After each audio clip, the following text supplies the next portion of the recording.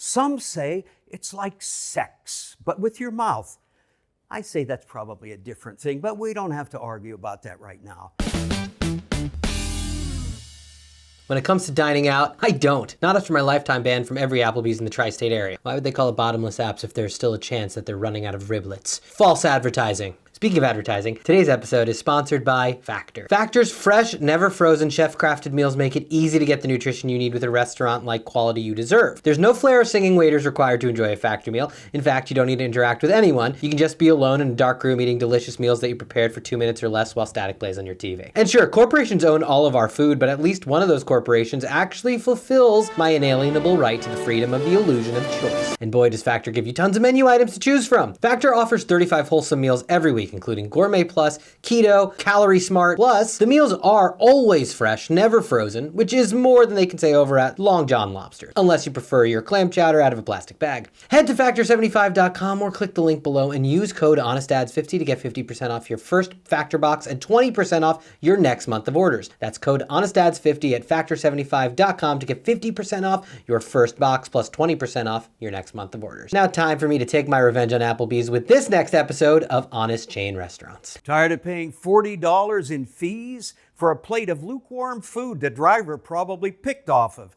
Well, a real family dining experience at just a fraction of the price is only a 10-minute drive away. And I can say that with confidence because our restaurants are literally everywhere. Come on home to TFI Cheesecake, where we order the servers to act friendly and keep them just above the poverty line. And the cheese in the jalapeno poppers is so hot that when you bite it, you recoil and your teeth catch and the whole jalapeno slides out and you're left with nothing but a little disintegrated shell of a crust. And that's a promise. Of course, even without your delivery and convenience fees, we still get our taste. Do you know how much an $11 bloomin' onion costs us to make at scale? 54 cents a unit. It's a handful of flour, a dollop of oil, and an onion, for God's sake. Half of what you crave is just crispy batter if you're really honest with yourself. Own an air fryer. Congratulations, you've just unlocked our entire appetizer menu.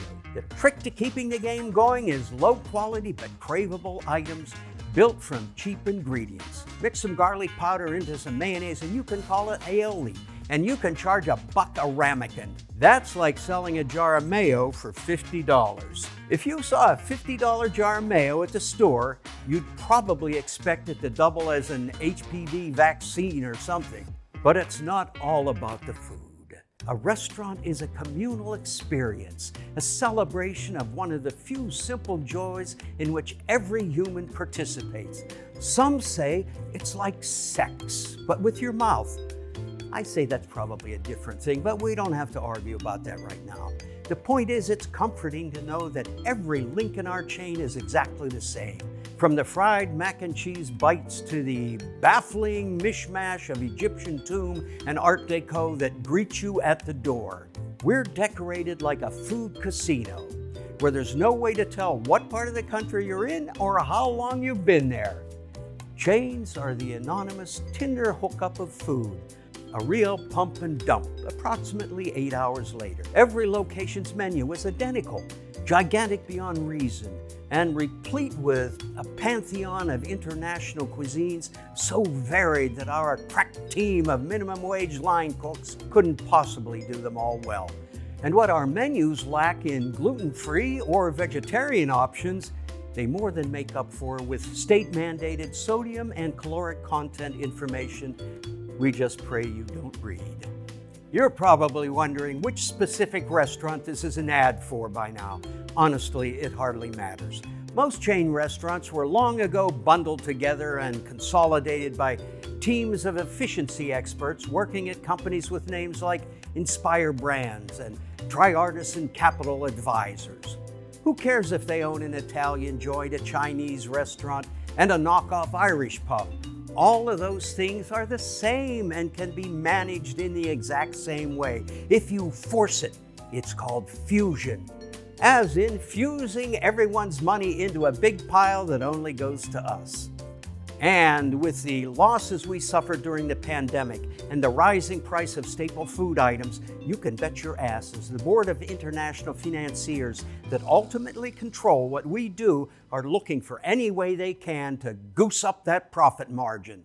Speaking of which, may I start you gentlemen off with some large, colorful, extremely profitable alcoholic drinks? Sure. I mean, it's Friday, right? And booze is always a little overpriced. I can't hate an exec for trying to feed his family, but every business has a right to make a profit. Right. That's why we cut corners any way we can, from saving the least nasty bits of our moldy vegetables and serving them anyway, to microwaving big blocks of frozen soup that have been lingering at the backs of a central shipping warehouse in Wisconsin for 4 years. Speed and savings is the name of the game. Yeah, so you freeze soup. Big deal, soup can freeze. I think that's fine, isn't it?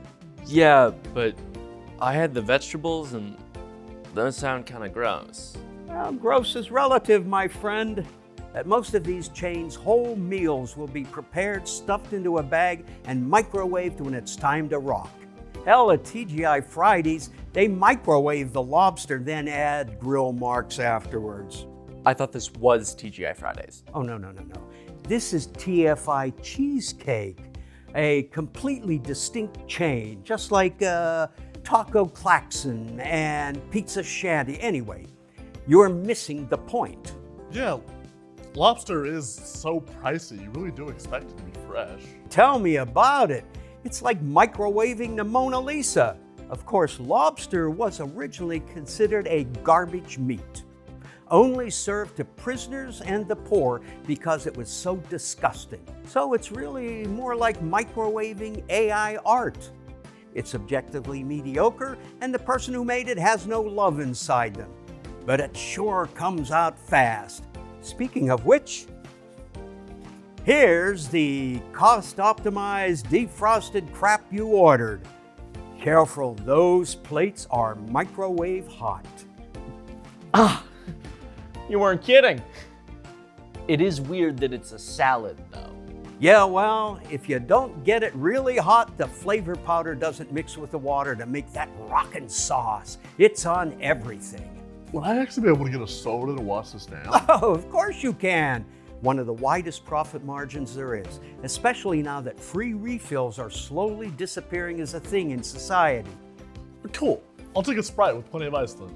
All right, sure. Almost every ice machine in every chain restaurant in the world is filled with mold.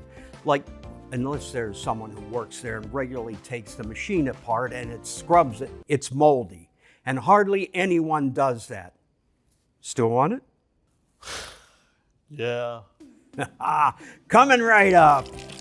And you folks come right on down to your local neighborhood grill, where you can always expect a smiling face and that thank fuck it's Friday so we can have cheesecake attitude. TFI Cheesecake, where we pass the savings on to you, assuming you're one of the fine people that inspire brands. That salad dressing is 50 cents extra, by the way.